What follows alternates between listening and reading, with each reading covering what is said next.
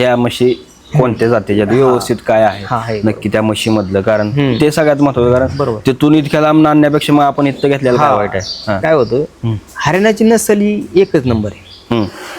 Proper तिथली proper Haryana नसल, मुरा नसल ही एक नंबर आहे. तिच्यात वादच नाही काय. हरियाणाच्या नावाखाली काय होतं, आजूबाजूचा माल भरपूर जातो, नावाखाली विकल्या जातो. आता एवढा माल काय हरियाणात तयार होत नाही. बरोबर. त्याच्यामुळे इकडे तिकडे व्यापार होतो, ते ओळखता गेला पाहिजे, आपल्याला गेला पाहिजे. आपल्याला नाही ओळखता आला तर पुढल्या माणसाने सांगितलं पाहिजे आपलं.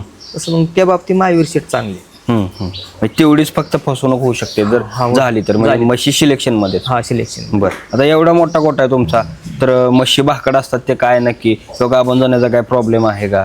भाकड म्हशी विकता का? नाही, भाकड म्हशी विकत नाही आपण.